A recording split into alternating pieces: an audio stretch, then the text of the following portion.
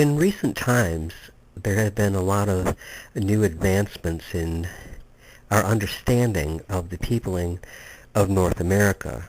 There is a lot of evidence to suggest that prior to celebrated Columbus's discovery of a land that was already inhabited by a very cultured people, that there were other Europeans that visited our shores long before Columbus, who has hogged so much of the glory. There's little doubt anymore that Vikings visited our shores and that Celtic people visited our shores and many other cultures of the old world in ancient times.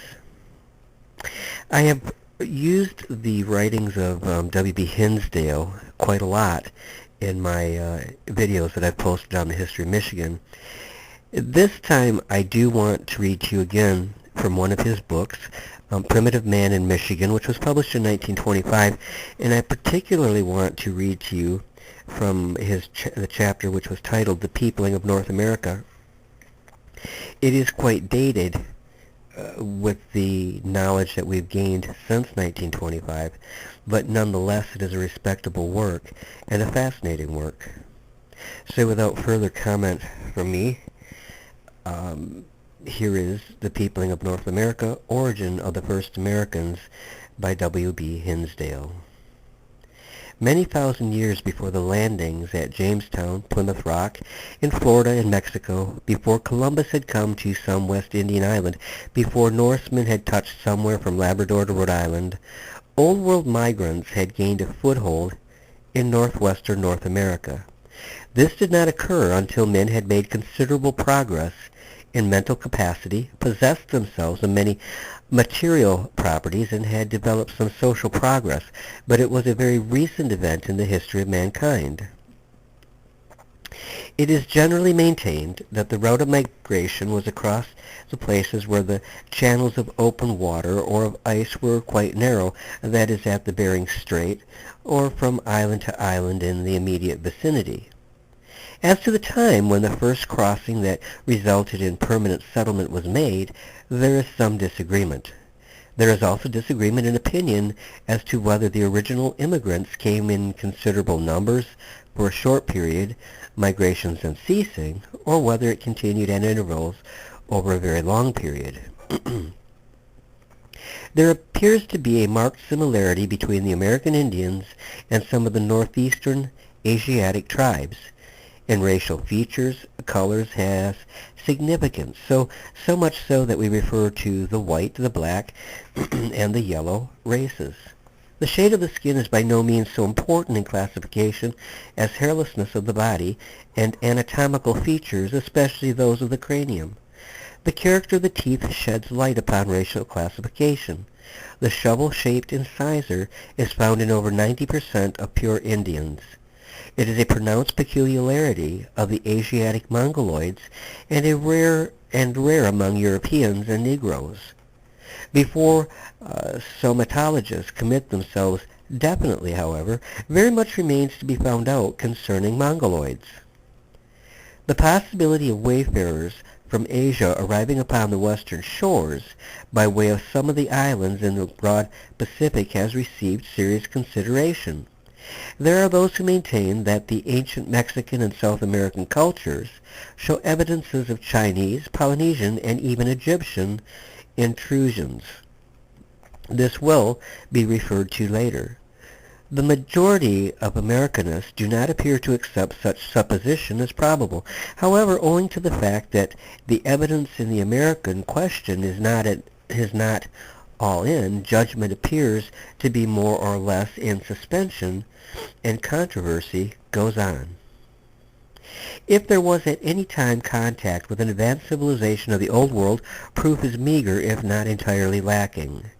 Such contacts, it seems, if at all frequent, would have brought to the aborigines seeds of useful plants, animals, and fowls of domestication, principles of building lodges with chimneys, sails, and oarlocks, the wheel, the smelting of metals, and social customs that could be recognized with forced analogies. The presumption is that some savage bands of Asiatics among the first to become Americans were accompanied by dogs.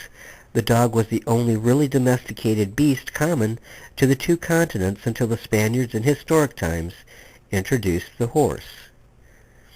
The horse probably had lines of communication with Siberia, or they could have obtained some useful notions that they had not previously had.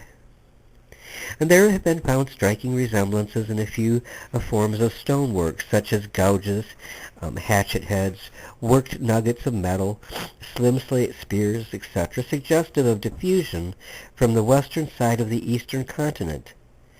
Such slate spears are found in Michigan. These coincidences have not been generally accepted as convincing proof of a common origin and are not outside the Neolithic phase. There are English scholars, however, who see Mediterranean influences in American antiquities. If any antique specimens turn out to have a central origin, they do not bear upon the question of transoceanic influences within the Iron Age. It has been possible to make a rather accurate estimate of the traits, habits, and skills that had been acquired before the Stone Age man came from his Old World habitat. Among the equipment which he brought with him may be mentioned methods of making fire, stone flaking and chipping, the throwing stick which lengthens the reach of the arm, thereby accelerating the velocity of the projectile and serving the function of the bow, the harpoon, the capacity for simple basket and net making, the boiling of food by putting hot stones into vessels of water, and necessarily the making of such vessels. He decorated his body with pigments and may have made the pigments permanent by tattooing. The use of string, twines, and cordage is fundamental. Without these, there could be no human progress. The Stone Age man was infested with parasites. So were the dogs that came with him. Pediculids and fleas are cosmopolitan and known to be of great antiquity. He knew how to hunt, fish, dig edible foods from shore, field, and forest, and collected wild berries and fruits.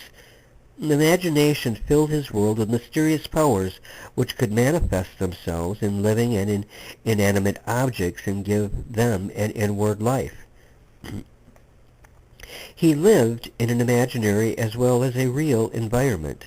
A kind of specialized go-between, priest or shaman, negotiated for him with the powers. He set apart or recognized certain places as especially facilitating religious and magical doings. Shrines and temples were later conceptions. He must have built shelters for himself, but the chimney was never used in any of his structures. Cultural elements and mechanical contrivances occasionally filtered into America after population became fixed and considerably disseminated. If the first settlers came in late Paleolithic times, they must have walked over upon the ice because boats and rafts are thought not to have been invented until the Neolithic period. The bow and arrow, considered so distinctive of the Indian armature, is also a Neolithic weapon and invention, but came early into his possession if he did not bring it with him. The boat or canoe became distributed throughout both Americas wherever water communication was possible. The built-up composite, sinew-backed bow found its way from Asia into northwestern America 2,000 or 3,000 years ago. Tailored clothing, a kind of armor made of wooden slats, conical skin tents, and dog traction are examples of intrusions at various early times. With all allowances for dissemination and borrowing from the Old World, enough of the Indian outfitting sprang originally from local necessities to make American culture characteristically distinctive. G. Elliott Smith, in expressing his views upon the dissemination of culture contents, states that the elements of the ancient civilizations of India, of farther Asia, Malay, Archipelago, Oceania, and America were brought in succession to each other of these places by mariners whose trading intercourse began between the Mediterranean and India sometime between 800 BC, that they played upon the Pacific littoral of America and introduced the germs of pre-Columbian civilization. This theory would be strengthened if a few recognizable foreign words from these Mediterranean mariners had been had been incorporated into the Native American language. The majority of anthropologists do not agree with Smith's extreme views, but they are presented here so that the reader, if not familiar with the subject, may know that there are different opinions as to the origins of American culture. The line is sharply drawn between the two schools of anthropologists. The one adheres strictly to the idea of diffusion and does not accept the theory that independent inventions of the same things were made at various places and at various times. They would not accede to Macculloch's statement.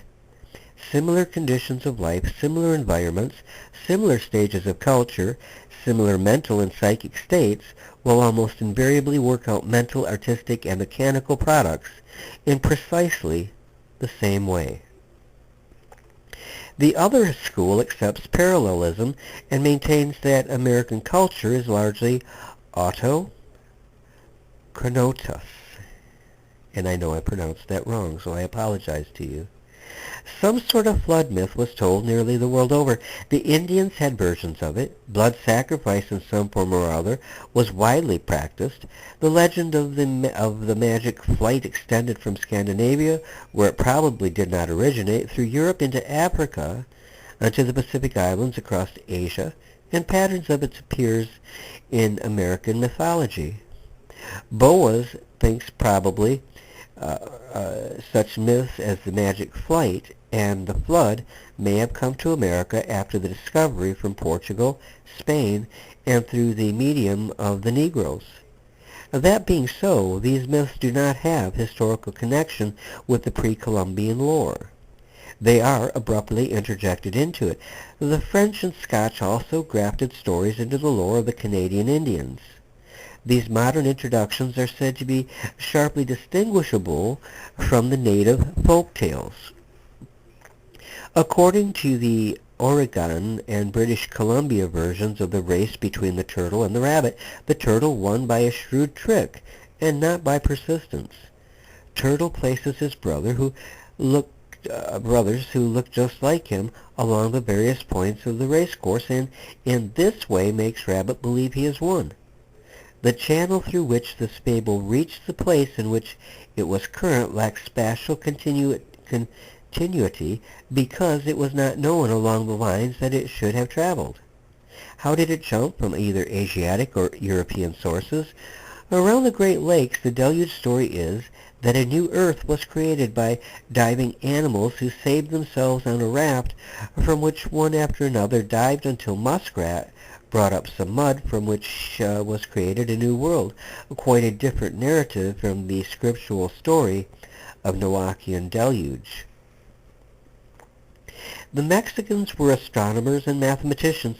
They used a series of animal signs similar to the zodiac and made use of the zero in arithmetic before the Hindus, to whom is generally is essentially assigned origin.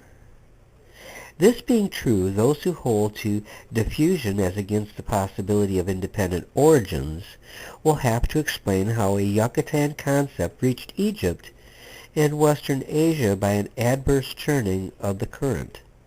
The Maya of Central America had symbols for days, months, years, and cycles. They recorded dates upon native papyri and carved them with stone gravers upon monuments or molded them in adobe. These inscriptions attest to important facts. First, the Central Americans had invented a kind of glyphic writing, and second, they had a very accurate knowledge of the periodic occurrences of celestial phenomena. In these things, Smith sees the influence of traders bearing Egyptian culture across Asia and the Pacific Ocean. If by the time of Christ groups of Americans springing from savage Mongoloids had progressed thus far towards a civilization, the evidence is somewhat convincing that the occupancy of the continent covered a period of several thousand years. As stated previously, a spirited discussion, which amounts to a controversy, goes on between those who believe that the very many tools, folkways, and myths have been separate and independent inventions in different parts of the world, and those who hold the contrary opinion.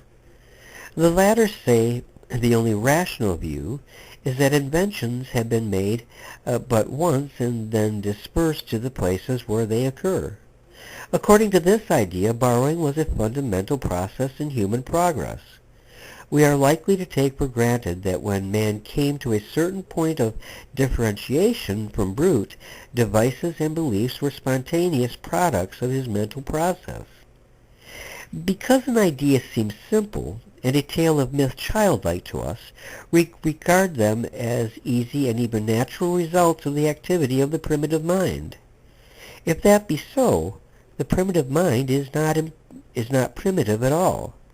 Many examples of continuous distribution are found connecting Old World traits with those of the New World. Sporadic resemblances are not lacking, but resemblances must be analyzed before being accepted as identical. The Indians made inventions similar to those found in the same grade of culture elsewhere, and also developed new complexes, but the idea of originality must be regarded with caution, and each case examined separately with the presumption in favor of dissemination. The extreme view that inventions rarely if ever occur independently as held by G. Elliott Smith and his school, having been stated, the following from Professor Ogburn is a statement of the other view which is widely held. There is a good deal of evidence to indicate that the accumulation or growth of culture reaches a stage where certain inventions, if not inevitable, are certainly to a high degree probable given a certain level of mentality. The fact that an invention is independently made in several localities suggests such a cultural preparation. This probability of an invention due to cultural preparations is more noticeable perhaps in later cultures than in earlier cultures. Lowe states the opinion held by the greater number of American anthropologists in these words: "Yet in this country this notion of diffusion has not been carried to extremes. While a very large portion of any particular culture may be admitted to come from an alien home, it is generally recognized that occasionally, even though rarely, a new idea arises spontaneously and that such lucky chance may be repeated."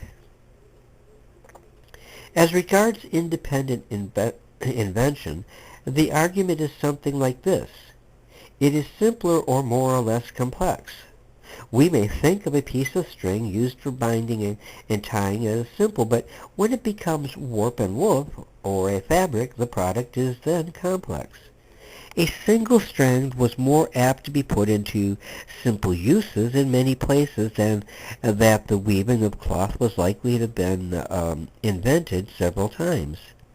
A story with but one actor and one act is more likely to come into many heads than is a plot or yarn with varied motifs. Inventions came slowly to early man. It was thousands of years in the Paleolithic period, after he had flaked flint on one side, before he flaked it upon both sides. It was 50,000 years from the time he used worked stones for pounding and cutting until he attached handles to them. Iron did not come into use until 3,000 or 4,000 years ago, and its distribution was very gradual. There is a kind of parallelism between invention in culture and mutation in biology. Both are sports from prevailing types. One pattern of explanation will not cover all cultures because cultures are not ever uniform. It is admitted upon all sides that the racial history of the New World presents a very perplexing ethnological problem. The question largely revolves about the point: were the primitive Americans an homogeneous people? Dixon, in his methods of analysis, sets out to establish the thesis that they were mixed and not to be classified as even a comparatively uniform group, and that the variation in type cannot be accounted for by the changes which took place after a single period of migration. Everyone recognizes difference in physical structure of the Indians of different districts. A majority of the investigators ascribe this to variation which occurred in rather isolated communities and then became extended by interbreeding in a few thousand years. Dixon's methods of analysis consist mostly of schemes of skull measurements, cephalic index, length-height index, and nasal index, which when applied to peoples of northeastern Asia, whence came the Americans, proved them to be of varying racial composition. He states that the necessities of the situation forced the conclusion that there must have been not one wave of longer or shorter duration of immigrants, but many waves at different times, each being a variant in type, just as the population from which they came and of which they were part at the time of leaving had varied, mostly by admixtures from their predecessors. In applying his threefold tests to American skulls, he makes out marginal forms unlike central forms. He deduces that certain heads being marginal and according to biological formula order were of a much earlier period than the heads of the central Algonquins, for instance. According to Dixon and to some other scholars, the Indians were descendants of mixed strains of ancestry. While there is no American race, as previously stated, a number of those who work upon the problem maintain that the Indians were in all probability descended from an original and quite uniform group of Mongoloids. There has been disagreement of opinion among ethnologists as to when migrations began. Some hold that the western continents were not inhabited until a considerable time after the last glaciation. Others that there are unmistakable evidences of the presence of man before then. There seems at present to be a disposition to fix the advent of man upon this side of the Pacific soon after the retreat of the last ice sheet, or about 8 or 10,000 years ago. However, such opinion is strongly contested. It is anticipated that evidence will be found which will be convincing to all scientific men as to the time and the people of the first settlements in America. Meantime, one may have an open mind awaiting the conclusion. Professor Harris H. Wilder gives an excellent discussion of the prehistory of the two Americas. After presenting the evidence for and against remote migration, he states the following. The more conservative view, however, still is that the Indian was a comparatively late arrival, that he found the continent at the time of his advent entirely unoccupied by human beings, and that we have as yet no absolutely definite records of any previous race who may have occupied a portion of it at an earlier time. Migration is not often free volition. Movements are matters of welfare. There must be pressure to drive men from an old and familiar environment into a new one. If the group is to exist in a place into which it is pushed, conditions and substance must be tolerable. Until men arrived where they did not fear conflict with and oppression from their own species, the urge was from the rear of the flank. Once across the straits, there was at first no human hindrance to territorial expansion. There was freedom to go wherever there was no natural obstructions to the pathway. Savages are lacking in the explorer's ambition and curiosity. They drift in lines of easiest movement. A time came finally after the immigrants had increased in numbers, partly by the addition of later arrivals, when the old causes became operative and pressure accelerated travel toward the south or along the Arctic coast. Gradual changes in location tended toward adaptations and the fixing of variations in type. It is admitted that there were narrow-headed, medium-headed, and broad-headed Indians. Kroeber, Whistler, Holmes, Boas, and many others maintain that from the point of view of these race classifications, the cephalic index does not yield broad enough results. Boas makes a rather severe criticism of Dixon's methods of analysis. The languages of the two Americas are a tangled skein. According to Powell's classification, which has not been much modified, there are perhaps more language stocks here than in all the rest of the world combined. Attempts have been made to use the language groups in some kind of interpretation of origins, but they are very confusing except to specialists who themselves disagree. Weisler says so far no evidence has come to hand that would identify a single New World language with an Old World stock.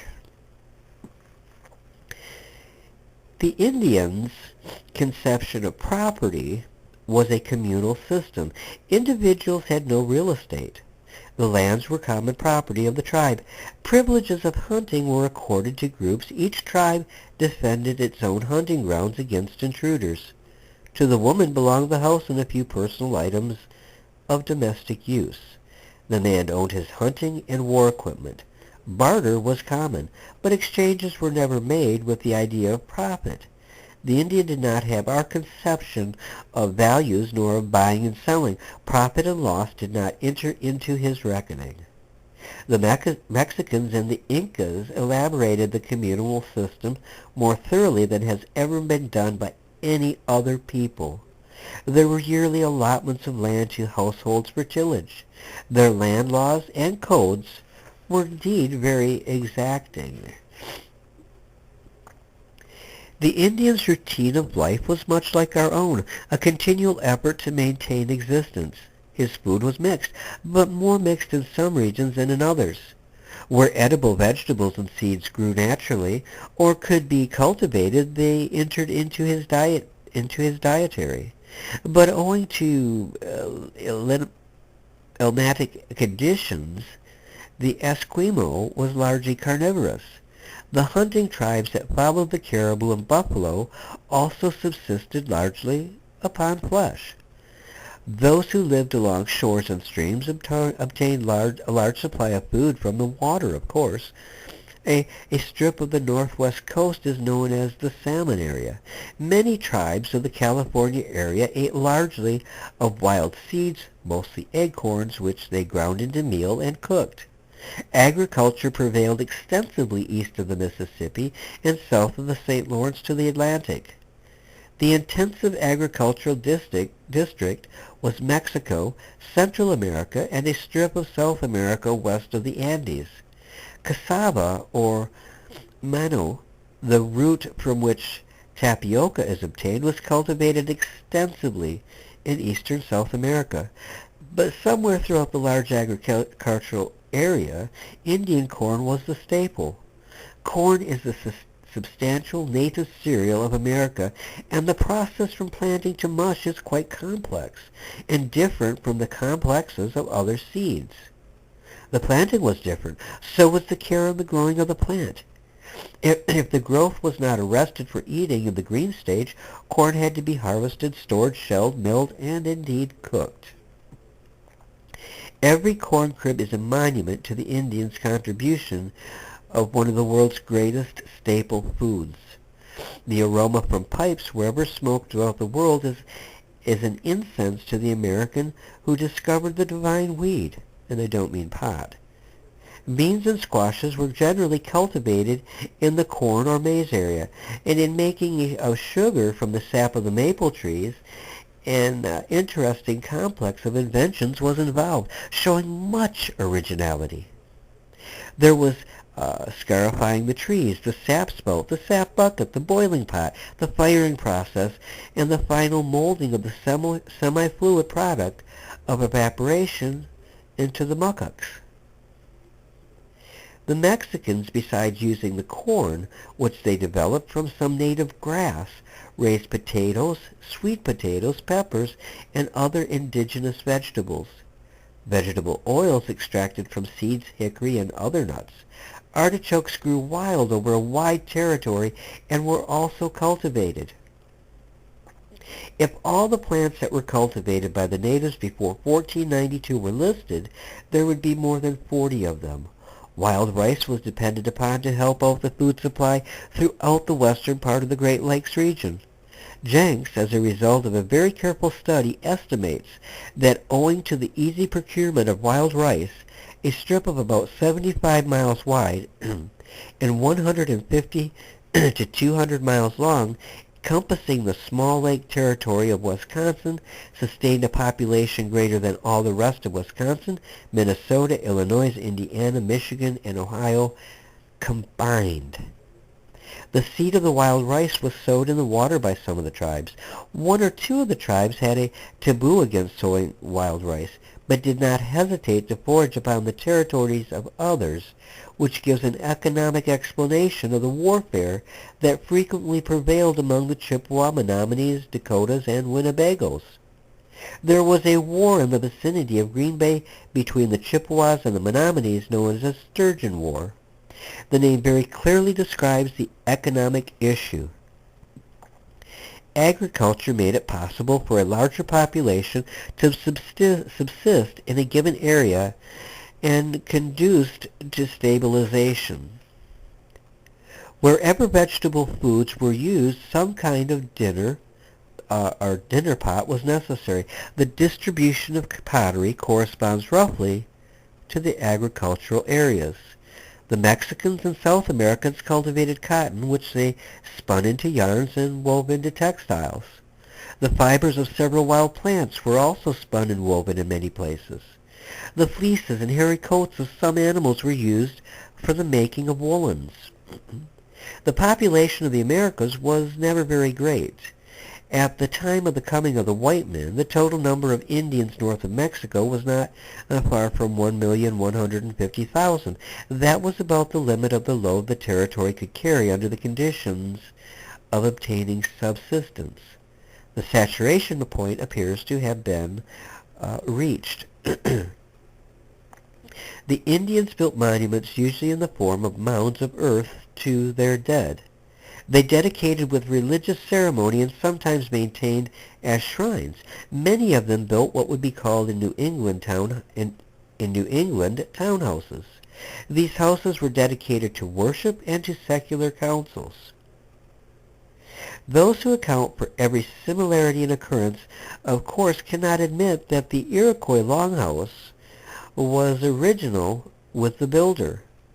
Conical fires have burned over conical lodges have been built nearly the world over.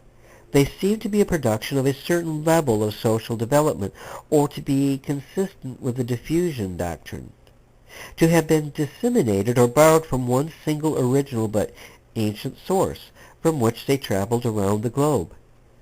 In their architecture and carvings, the Mexicans and some of the South Americans equaled, if they did not surpass, any other Stone Age man.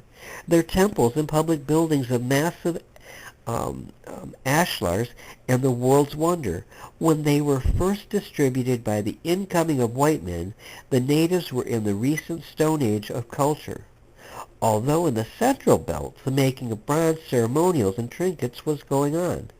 If they had not been disturbed, a more or less civilized status might now have been evolved, but that as it may, it is too late now to ever know. The Native American has become a museum specimen, a ward of a tribe of later immigrants. And that concludes that really fascinating chapter on the peopling of America. As I said in the beginning, there's a lot of new information available that tends very strongly to push the cultural horizon of man in the Americas back much, much, much, much farther than ever believed. And I believe that there will be more found pushing man's occupation of the Americas even further back, to think even for a moment that old world cultures never came here is ludicrous.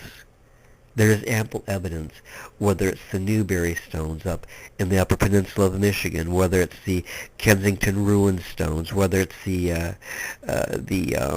mysterious castle-like structure in Rhode Island, or the mysterious chambers in New England. The evidence is there, but mainstream archaeology still is adverse to accepting what is right before their eyes. Well, thanks for taking a listen. I appreciate your being here.